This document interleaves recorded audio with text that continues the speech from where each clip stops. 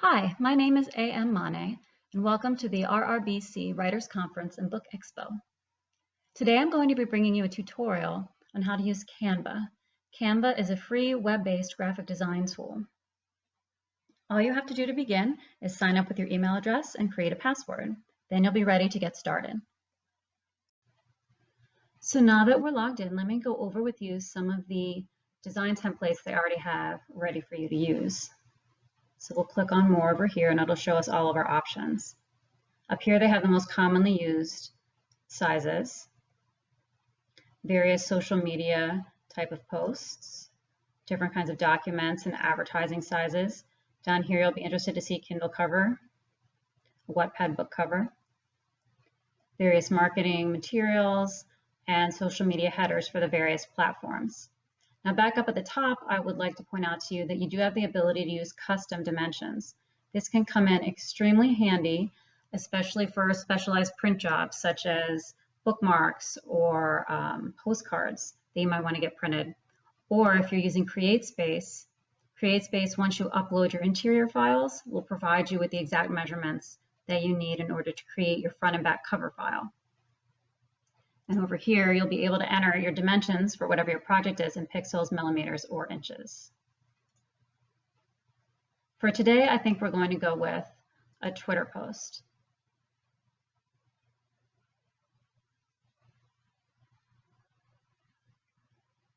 Now, as you can see, they have various templates, some of them free, some of them they charge for. But what I like to do for creating a post about a book is to start by uploading a book cover. So you'll click on Upload Your Own Images, and you'll go to wherever you have your book covers saved that you're going to be using. Now you can get these book covers from the author directly, or you can save them as JPEGs off of the book's Amazon listing, and I'll show you a little bit later how to do that. But for right now, let's just take a look at this book, Till Death Do Us Part by Jan Sykes. Now as it's uploading, you can click on it and it will put the book cover onto your workspace over here. Now you notice once you click on the image, you get the little tabs that you can use to resize the image or to rotate the image, or you can click on it and hold your mouse down and move the image around. So let's say I want to put the image on the left-hand side to leave some room on the right for some text.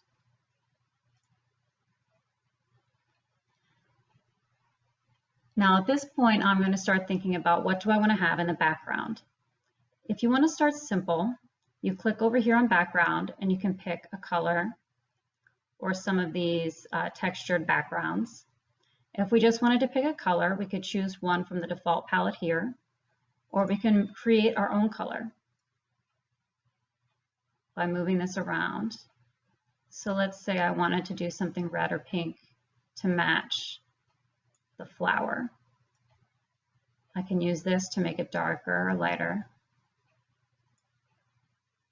And when I'm finished, I just click out here.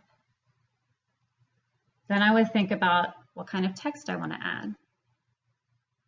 Let's say that Jan was having a Kindle countdown promotion. So I can click on Add Heading.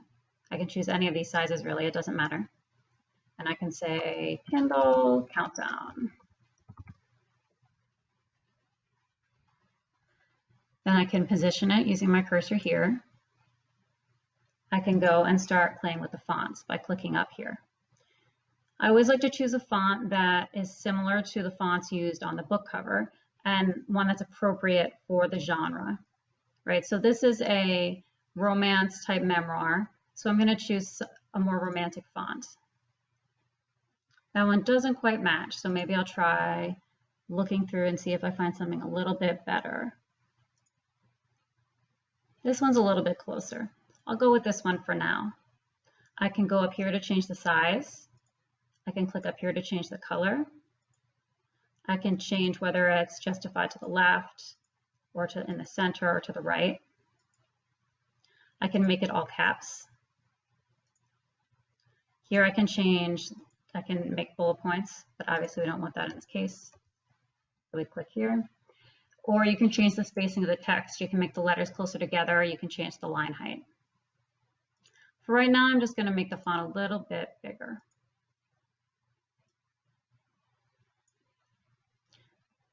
I can add another text box if I want to put the dates.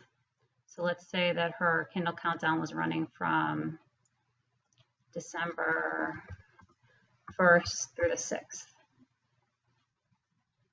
And again, I'm going to want to choose a complementary font that's similar to a font that's used on the cover.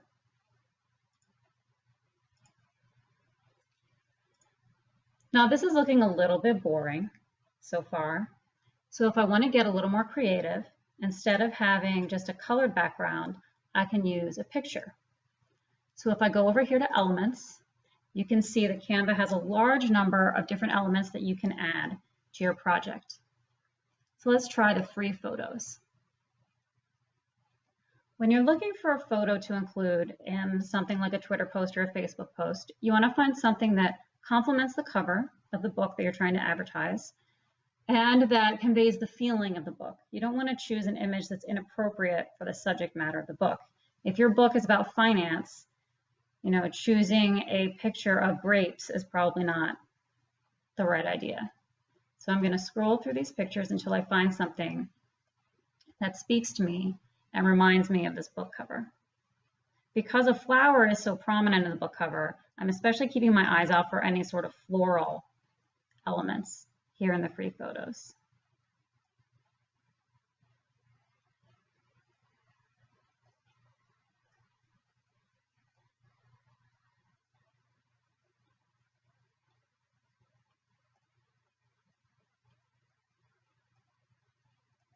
As you can see, Canva has a large number of free elements available. If you're unable to find anything suitable in the free photos, you can search their database of images and you can find premium photos on almost any topic. I'm going to try this picture here. Now, obviously, the way that it looks right now, it doesn't really match the book cover very well. But luckily, Canva has a lot of options available to you in terms of modifying the photographs. So first of all, let's make this large enough that it will be able to cover the whole background.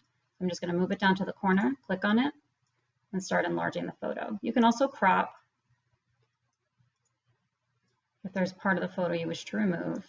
In this case, I'm more concerned about filling the space, and then I can click on the photo and adjust its placement until I get the part of it that I want to show.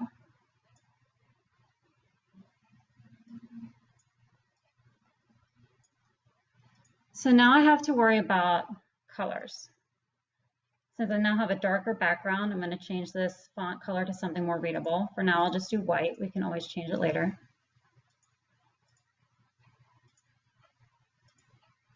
Then I'll click on this background image and I'll click where it says filter.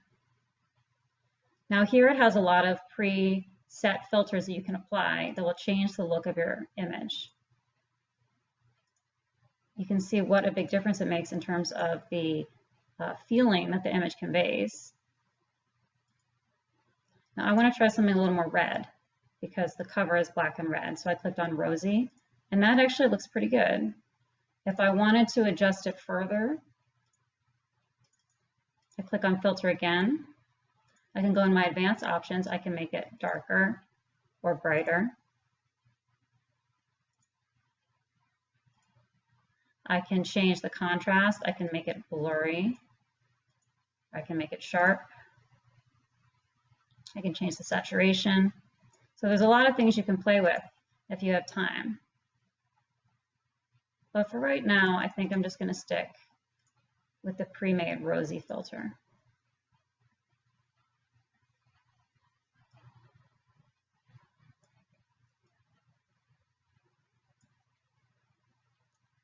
And there you go, a very quick and dirty Twitter graphic for Till Death Do Us Part by Jan Sykes.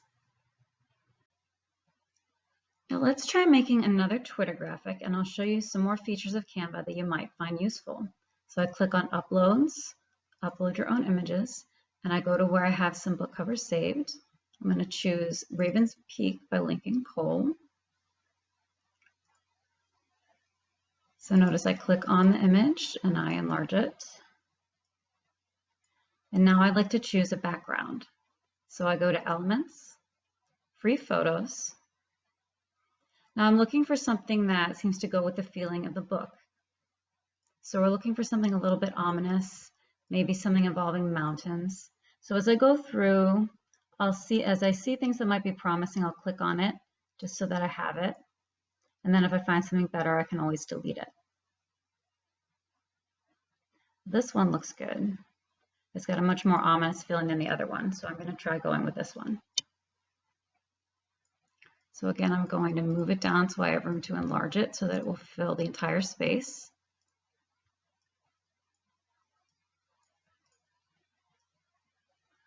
If I wanted to, I could crop it first, so make it a little bit easier to enlarge, but I'm not sure yet exactly which part of the picture I want to feature. Okay, that looks pretty good. Now I'm going to click back on the image, go up to Filter, and see what filter I can apply that I think gives the best effect with the book cover.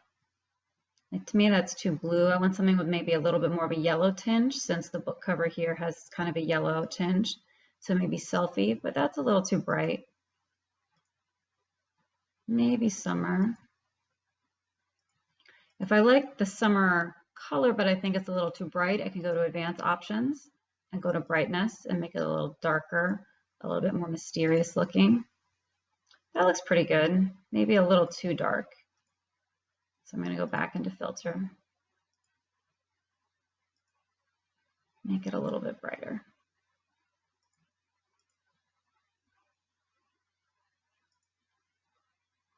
I'm going to try Selfie, make it a little bit darker. I think that should work. Next, we want to think about what kind of text we want to add. Let's say we don't really know very much about this book, right? We can always just go to Amazon and look up the Amazon listing.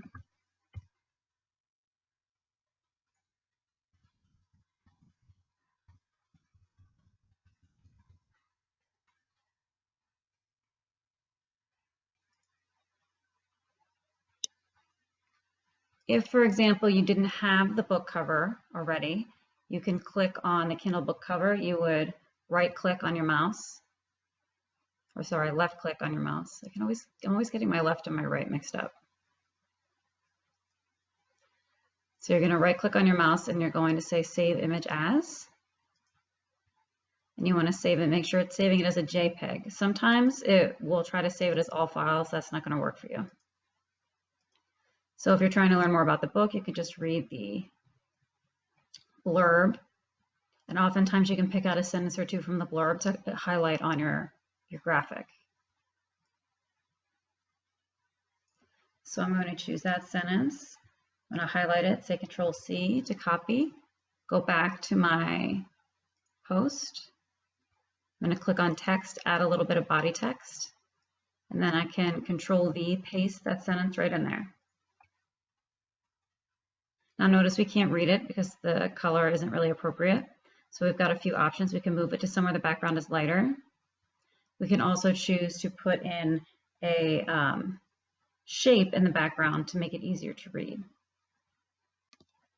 Now let's say you're not sure what kind of text you want to include in your Twitter graphic. You can always go to the Ravens Peak listing on Amazon. Some good places to look for quotes you can pull out are in the blurb provided by the author, or if you scroll down into editorial reviews, these are often very promising. They sound impressive. So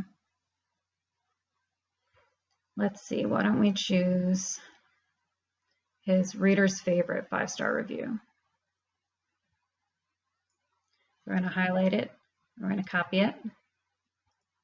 We go back to our Twitter post. We click add a little bit of text, and then we can hit Control-V and just paste that text right in there. And we'll go back and modify that in a minute.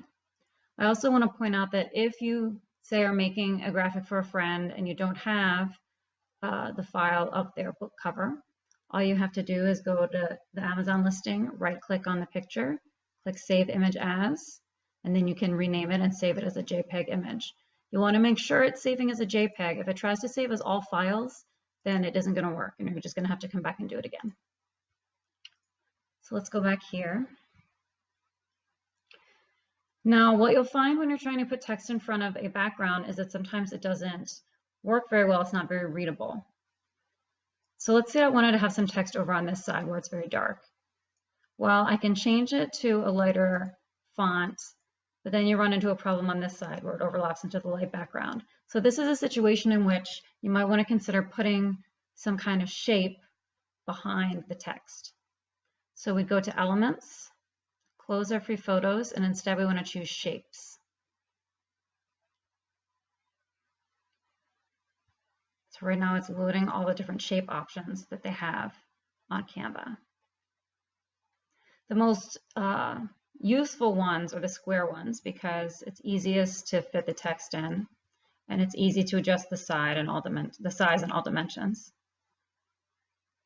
So what you would do is you would make it of a size that it would fit the text. Now obviously the way it is now you can't read anything. So there's two things you want to probably do. If you go to Arrange, then you can hit back and it's going to start putting it behind the features of the workspace. And then you can click here for transparency and you can make it partially transparent. So you really want it to be partially transparent and you want it to be behind the text. So now I can change the text color to whatever I want. I can go in here and I can make it black, or if I wanted to make it dark green, say, to try, I can go in and try some different shades and see how it works. I can adjust my text box so that it fills up the space. I can change the color of my transparent shape. So here it's white. If I wanted to make it yellow, that seems a little too yellow, right? So I can go in here and I can change it so that it's just barely off-white yellow. That might work better with the background. I can change the size of my font if I want to make it a little bit easier to read. When you're quoting something, you also probably want to credit it. So you can say, reader's favorite 5-star review.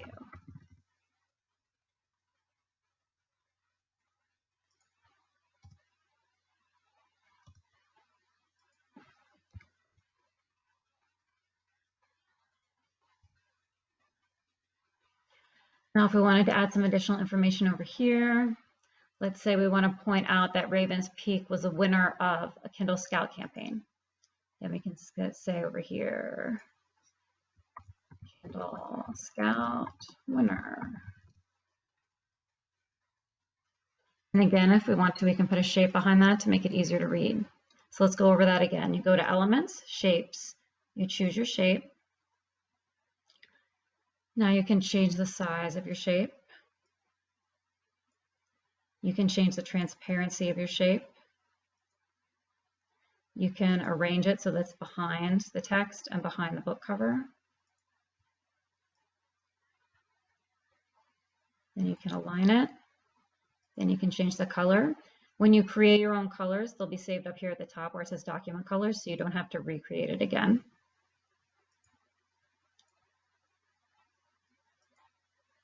I can change my font size so it's a little bit larger.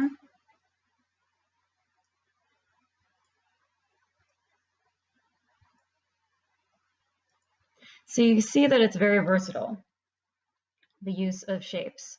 And if you scroll down, you'll see that there's many, many different shapes suitable for different uses, different applications. Somehow it got us into text there by accident. Sorry about that. Some of them have frames around the outside. Some of them have transparent insides and solid frame outsides. So there's a lot of different things that you can play with. Let's say that we're finished with this. We don't want to change anything else. We want to give our design a name that we're going to remember. So let's just say Raven's Peak, because that's the name that the file is going to be when you download it. Then you go over to download. Now there's multiple file types available. Most of the time for web use, you're going to be downloading a PNG file. However, if you're trying to print something, you need a higher quality file. So you might use PDF for print. This would be what you would use if, say, you were downloading the file for a Canva paperback cover, or for a poster that you were having printed, or a postcard, anything that's going to be physically printed. But for now, we'll just click PNG recommended, hit download, and it will download your design for you, and then you can save it wherever on your computer that you would like.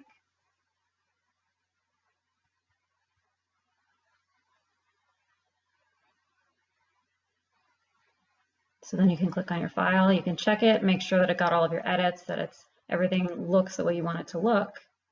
Then you can just go up to here, hit copy the file, and then you can go and paste it in whatever folder you would like to save your graphic in. Now I'm going to leave you with some examples of graphics I've made in Canva for my fellow authors. Hopefully you'll find some inspiration and ideas here.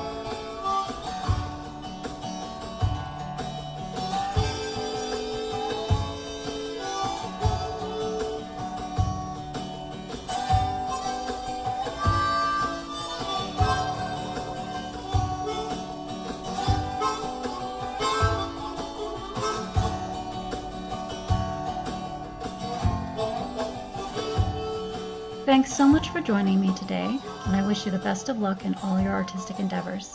Feel free to leave me some questions. Take care.